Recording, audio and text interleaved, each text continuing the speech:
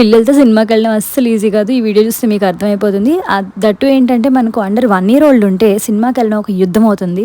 ఇక్కడ నేను పాపకు కొంచెం ఫుడ్ పెట్టాను. దాని తర్వాత నవీన్ వచ్చి జాయిన్ అయ్యాడనమాట. సో నువ్వు తినేసి అంతలోపలికి నేను పెడతాను, దాని తర్వాత రెడీ అయ్యి వెళ్ళిపోదాం అని చెప్పాడు.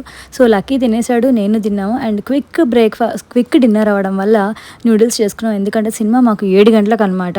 సచ్చినట్టు 6 గంటలకు తినాలి. తినకపోతే మధ్యలో మనకు బాగా ఆకలేస్తుంది.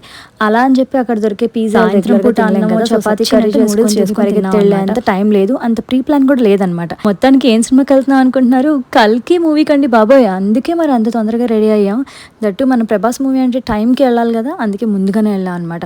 మొత్తానికి సినిమా నేను చూసాను, మా బుడ్డది నాకు సినిమా చూపించింది అని అడుగుతారా? ఖచ్చితంగా మా పిల్ల నాకు సినిమా చూపించిందండి బాబు. ఎందుకంటే నేను థియేటర్ లోపల కంటే కూడా థియేటర్ బయట ఎక్కువసేపు ఉన్నాను. 70% ఆఫ్ ద మూవీ బయట ఉన్నాను కాబట్టి కొంచెం అర్థమైంది, కొంచెం అర్థం కాలేదు. నవీన్ లక్కీ అయితే చూసారు. పిల్లలతో సినిమాలా ఉండదు.